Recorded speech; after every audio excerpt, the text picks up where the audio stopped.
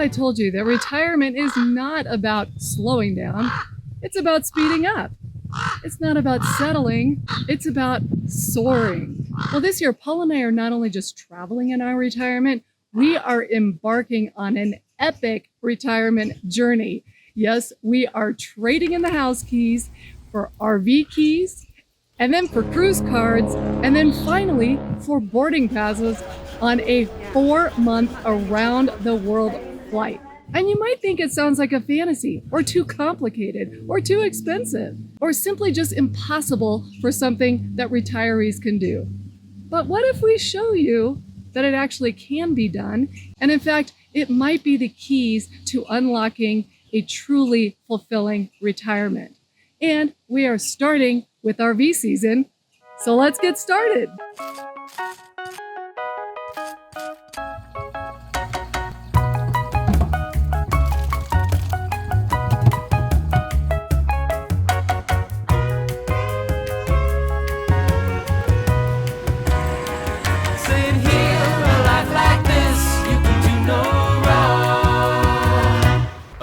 Like someone told me I'd never see, where the sun shines like sugar. Well, we have now been on the road a few days on our big journey, and we are, of course, pulling the RV. And that brings up the point. How do we decide what we're interested in when we're RVing? So, Paul, tell us what you like. Most definitely, I love to be out where there is nature, mountains, streams. I absolutely love to hike. So that is number one priority, is finding some great hiking trails, epic hiking trails. I also love to fish. I did a ton of fishing when I was a little kid. And then when I was raising families, I got away from it. And now that I'm retired, I want to get back out in the streams and I want to fish. So really, those are the two priorities. And then being off the interstate. We're on the interstate right now driving, as you can tell by that. But we most definitely love the little 2-lane roads winding through the mountains or the farm fields, not this. So that's another thing we look for, is being off the beaten path. And for sure, my favorite thing about RVing is being out in nature, finding beautiful places in the mountains or on the streams or creeks or rivers or anywhere like that. I love the getaway, but I will say this, about once a week, we do need to do laundry, so we need to go to a place where there's laundry, and I also like to go out to dinner about once a week. So all of that is what we're looking for when we are doing our big retirement RVing. Now, what tools do we use to find those things? I can tell you that I start with RV Trip Wizard. They have a free version and they have a paid version. We do use the paid version because it has a ton of content. And I do preliminary searching on that. And then Paul, at the same time, is searching, what do you use, Paul? Google Maps, and then I also use rec.gov because we love staying at National Forest Service campgrounds. So those are my two tools. Yeah. And those are the tools we use most of all when we are looking for RV spots. So when you are out there planning your own, really decide, what are you interested in? We told you what we like, but decide what you are interested in. It could be you want to go on tours of all the great breweries or wineries. In fact, our last year ended up, we did not intend for it to be kind of a dive bar brewery tour, but it was, and it was fantastic, and we loved it. So figure out what you want to do, then utilize some of these apps and figure out how much time you're going to have out on the road. Is it a couple weeks? Is it a couple months? Is it like we do, 3, 4, 5 months at a time? And then use those tools to get started. Wow, what a difference a few hours of driving can make. We just made it through Ketchum, Idaho. It is spectacular, and we are almost at our campsite. Can't wait. We are pretty high tech. We knew there would not be cell service here, so we wrote down a list of the first come, first served campgrounds because we do not have reservations, and we are hoping for the best. This is pretty. All right, we are scoping out our site. We had a little chat with the camp host. They were awesome. They were super so nice. awesome. And we'll see what we get. Well, I'm not sure if we said this earlier. So we are at the campground, as you know, and we're still trying to pick our site. And one of the things with all kinds of retirement travel, this goes for everything we're doing, the RVing, the cruising, and the around the world airline, you gotta be flexible. Well, let's put it this way. It's a lot easier to get stuff done if you're flexible. So here we are at the campground and we're looking around, and because we're here in the middle of the week, we are able to check out all the available campsites, and we are going to pick the best one. So I'll let you know which one that is. All right, so after much debate and walking around and deciding which one is best, we landed on this one, number 20. It is available for as long as we want to stay, up to 10 days. It is beautiful, and if you look back this way, right through those woods, it goes right down to a beautiful creek. So yeah, we're staying here. Now it's time to back her up. Do you remember in my last video when I talked about RV newbie mistakes? Not coming with enough water? Actually, this is one of those times when we need the Water Bandit, and that is what we are using. So yeah, if you want to know a little bit more about that, check out that video. I will put it right up there in the corner of this video. Well, now that we are here in this absolutely gorgeous site, enjoying the morning, I'm going to talk to you about cruises and airplanes. And why am I doing that now? Because since we do travel basically full time, we actually do have to plan for it in advance. And so what we do is when we're spending, several days at a campsite, then we will sit down and plan our next phase, which in this case is going to be cruises. And then we'll talk to you about the around the world airplane flight, which I can't wait to talk about. But so for cruises, we kind of have a system that we've developed, and hopefully you can follow along and do this yourselves. But for us, the first thing that we do is I try to find the best cruise values that we can get. And I have a couple of different ways I do this. The first thing that I think is the most important step is go to each cruise line and sign up for their emails. And I know none of us like to get spammed with emails, but honestly, that's where you're going to get the best deals and offers in their emails. So keep your eye on that and keep looking for deals. So in addition to signing up for the emails, what we also do is we do play in the casino a little bit when we go on cruises. Her a lot more than me. Okay, I do it a lot more than he does. But we get often free cruises for that. I've got another video out about that. So it's coming out in just a little bit. So go ahead and subscribe and hit that notification bell if you are interested in how to get free cruises using the casino.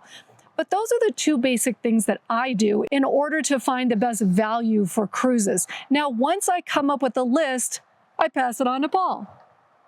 Yeah. And so then we go through, we've got a list usually of 10 to 12 different cruises, and we go through kind of what our priorities are to then hone that down to the cruises that we want to do. So I would say the first and most important thing for us now, where we are in our cruise history, is we look at the ships. So we love to experience new ships. So, we'll look at what reviews we've gotten, things like that. And we'll say, okay, this is a brand new ship. We haven't been on it. Or maybe this is an old classic ship. We haven't been on it, but it gets great reviews. So and also what other people say. And what other people. So we'll look through the lens of, is the new ship that we're really interested in doing? Or for that matter, maybe it's a ship that we've done before that we absolutely love and we would love to go back onto. Right. So ship selection is probably our highest criteria.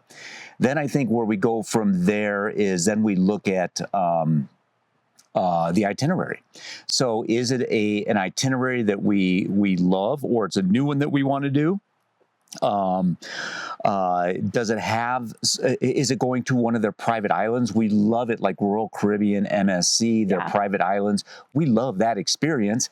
Or is it going to a location that we don't necessarily like Bimini, for example? I don't know why anybody stops at that place, but they do. Some people like Bimini. Yeah, and then that itinerary, is it Alaska? How well does it mesh into our current travels? Are we going? Well, and that's important because, again, we we Yeah. plan travel all around the world. So we do need to figure out, does that cruise ship, that particular itinerary fit with what we're doing? You know, that's important. Yep. And then family. Well, family, definitely. While Heather and I, we cruise a lot, just the two of us, we also cruise a lot with, for example, our brother and sister-in-law. So we also look for what's our opportunity to have them join us for a cruise. And then the other one that I think is important is we like to bundle cruises together. So if we're going to fly down to Florida,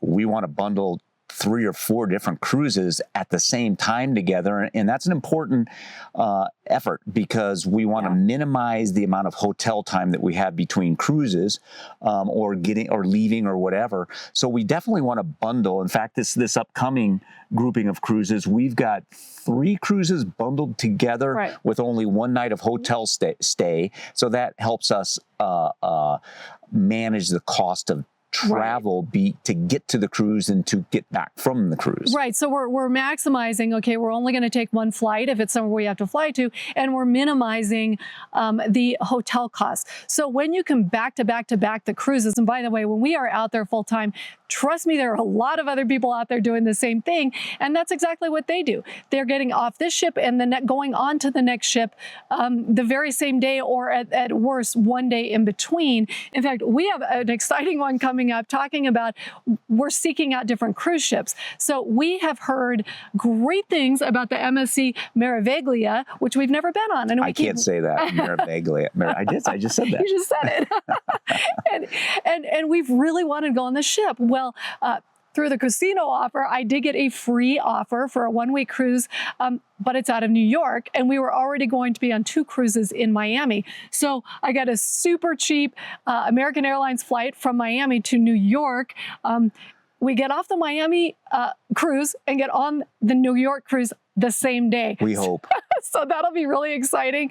So be sure to stay tuned, because we are certainly going to take footage of that and show that to you, because we may or may not make it, but we're looking forward to it. Yes. So those are the things that we look for in cruises. I think those are the most important things. Yeah. And how to plan them and how to find the good deals. So if this is part of your retirement travel plans, certainly start there. It will get you a long, long way. And again, you will be surprised how many other people do this back to back cruises. And it's pretty fun and exciting. Now, once we are done with cruise season, that is when then we typically will go travel to other parts of the world. It's been, largely it's been Europe, but we are expanding this year. And I keep mentioning, I booked us a round trip ticket. I booked us an around the world airplane ticket. It spans 4 months, and we're going to at least 12 countries. I'm not even sure. I've got to get all those visas lined up. And that is coming up at the end of this year. So I typically am the one that handles the airfare. Now this airline travel plan with the around the world ticket is a little bit of a unique situation, and I paid for it through using points and all kinds of stuff. It was very complicated. But in general, we are just planning flights, and I do that. Similarly, I use all kinds of online tools. I always start with Google Flights, because there you can find the cheapest flights and what flies where you want to go. Now, I have stepped it up a little bit of a notch, and I've signed up to seats.aero. And what that allows me to do is find award flights. So if you have American Airlines points, or any other airline or credit card points that you can then transfer to airlines, that is a fantastic way to find out if there are award seats that you'll be able to get through points. And I spend a fair amount of time on it. There's a free version and a paid version. The free version lets you look out 2 months ahead of time. But since we typically are planning a lot longer in advance than that, I do the paid version, and that allows me to search for 1 year in advance. So that is how I find the best airline deals. Now, Paul is responsible for finding our lodging and also other types of ground transportation. Yeah. And that's just, it's probably what most people do when they're looking for that. It's a lot of time on Google in checking out the city, finding out where where the areas of a particular city are that we want to be. So is it by tourist things that we want, maybe we want to go see museums, maybe we want to go see parks, whatever the attractions are for that city. I really try to hone in and find out where is that location. And then I spend time, we love Airbnbs. We've had good experiences with Airbnbs so far, maybe one or two bad experiences, but we've also had one or two bad experiences in hotels. So we definitely, Airbnb and VRBO are absolutely in play, and reviews are the most important aspect for those. So location of the Airbnb, and then the reviews that Airbnb has. Right, and I do want to jump in because I am very well aware a lot of the around the world retirement travelers, they are starting to say they're having very bad experiences with Airbnb. We've not really had that. We had one bad experience, and frankly, that was back at home in Arizona. But if we start to run into that, we will certainly let you guys know. But for now, it's been great for us. And it's also important too, when you, like for example, I would have no hesitation with getting Airbnb in Spain. We're familiar with Spain, with many, many cities that we've been to, and we're comfortable and know enough about those cities and locations that would be comfortable with Airbnb. Italy is the same way. Portugal's the same way. A lot of places here in the U.S., of course, the same way for us as well. So when we're very familiar with it, we're comfortable with Airbnb. Like, for example, we're going to be going to Dubai, and we're going to be going to New Delhi and places like that. We may opt for the hotel, the safety of a well-known hotel in those cases, because we aren't familiar with those cities. And we'll see. I'll just do some searches and spend a lot of time with that, and we'll see. And although I will say, though, when you're traveling, like we're going to be traveling around the world for 4 months, we need things like laundry, and we want things like, we don't want to spend a ton of money on restaurants. So that's the value of an Airbnb, is we can go do local shopping. You probably all know that Heather is a fantastic, very accomplished cook, chef, whatever we want to call you. We'll go with cook. So we can do most of our meals in our own kitchen is what we like to do. And that brings tremendous value to us. It frees up time for us to explore the city the way we want to explore it. So anyways. The other thing that I want to point out that you do, because it's super helpful and it saves us a ton of money, is when he's looking at the lodging and the places, again, he looks at Google and other things to find attractions or things we may not want to see. Then he's always zooms in on the Google satellite maps, and you always find, are we nearby public transportation, which we absolutely love, and trains. So talk a little bit about the trains. Yeah, so traveling in the U.S., we travel by airplanes and by automobile. When we're over in Europe, we try to stay away from airplanes and automobiles and use public transit. So we've done public transit in obviously in Italy and Spain and Portugal and the UK and Germany, all those places that we have visited. We rely on public transport. It works. And the high-speed trains. And the high-speed trains. There's no better way to travel through France, as far as I'm concerned, than on a high-speed train from city to city to city. That's the best way to travel. And enjoy that time. There was one more item that I was going to add to that. Oh, it's economical. It's the most economical form of travel. And who wants to sit in an airport for 3 hours when you can show up at a train station 30 minutes before that train leaves? Get on that train. There's minimal security that you have to worry about going through. It's just a pleasant way to travel. And even upgrading to first class on a train is inexpensive to do. Cheap. I mean, it is. And it's so great because then you can watch the countryside roll by. So that is another way. We just have really enjoyed our retirement travel is on trains and public transportation. You have to shift. Look for the way the locals travel and travel that way. It can be done easily. And in Greece, none of it's in English, but you can figure it out. You can figure it out. And almost always you can find somebody who speaks English and they can also help you. And then one other thing I want to point out on the world travel, if that's part of your retirement travel plans, of course now ChatGPT, Gemini, all of those things, they are so great at helping you sort of pin down things that sound good to do. Now, I always start with that, and then you do a deeper dive research by looking at reviews and different websites and things like that. But don't overlook that step, because that can really point you in the right direction, although occasionally in the wrong direction. So keep that in mind. Yeah. So hopefully, Well, I got one other item. One other just came to mind, so I'm gonna talk about it a little bit too.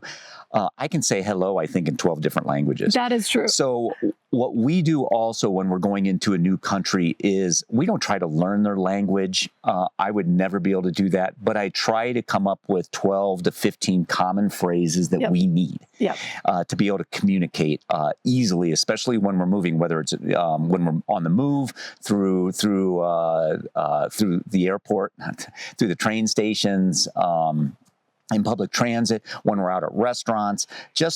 I just try to find 12 to 15 helpful terms. I actually write them down on a little piece of paper the size of a business card. I keep in my wallet, I pull it out, and we're able to communicate. It's a little old school, but I will say this, that yes, you can use Google Translate, and we do that sometimes, but I'm telling you, there's nothing quite like it for the locals and the people in the countries you're visiting when you actually just can start by saying something in their own language. It goes a long way, and we just think it's well worth doing. Yeah, and we've also found out that, like when you're out to dinner, they don't want to have a conversation with you in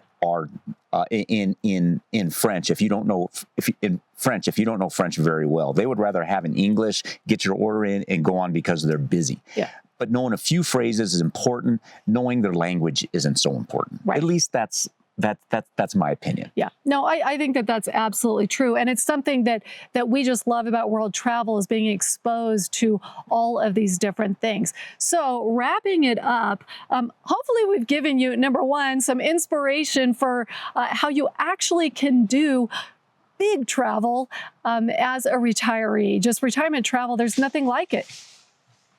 I don't know if you can hear that, but I'm pretty sure there's a big moose is coming through. We've seen it before. Keep your eyes peeled, because we can hear it. And whatever that is it's big. Maybe it's Sasquatch. But anyway, so back to wrapping it up. Hopefully, again, we've talked about RVing in retirement, which we do a ton of and we absolutely love. And cruising is such a wonderful way for retirement travel. And then also the planes, trains, and automobiles, and we love that as well. So please, if you are interested in that, subscribe, come along with our journey. We do have a free PDF handout. It is the top 10 retirement travel tips. So go ahead and click that link below. That was not easy to say. And we will see you next time. Oh, a little bunny rabbit. We will see you next time on The Freedom Strategy.